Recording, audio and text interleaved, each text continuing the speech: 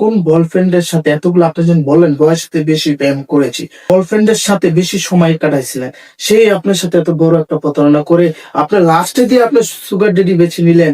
হ্যাঁ। আমি জীবনে অনেক প্রেম করেছি, ঠিক আছে, অনেক রিলেশন করছি, প্রকাশ করতে চাচ্ছি না। আমি প্রেম করেছি, এটা হচ্ছে অনেক আগে।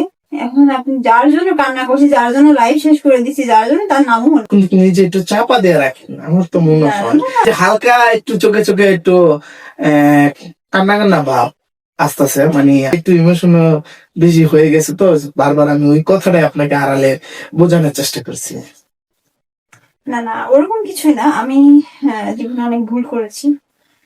এখন বর্তমান লাইফে আমার কি করব এটা নিয়ে চিন্তা ভাবনা। আমি আসলে ওই অতীত নিয়ে ক্যামেরার সামনে কথা বলতে চাচ্ছি। হালকা একটু শেয়ার করেন প্রত্যেকটা, মানে হালকা একটু দর্শকদের একটু বোঝা।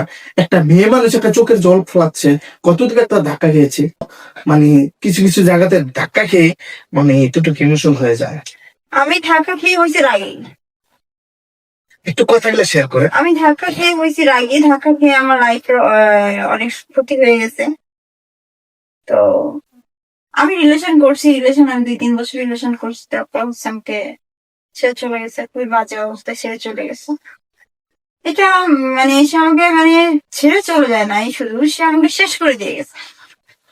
মানে কোনো জায়গায় কি রুম বুকিং বা কোনো কিছু হয়েছে? রুম বুকিং এইসব ব্যাপারে আমি কথা বলতে চাচ্ছি না আমার সাথে। কি কি হয়েছে? আমি রিলেশন করতাম, রিলেশনের 2-3 বছর ছিল, কিন্তু আমি যাকে ভালোবাসি তাকে এমন ভালোবাসি যে তাকে ছাড়া থাকতে পারি না। আর আমি তাকে পছন্দ করি না, তাকে জীবনও ফিল আসবে না। কিন্তু আছে না যে রাগী মেয়েদের একটু ভালোবাসাটা একটু বেশি থাকে, গভীরতা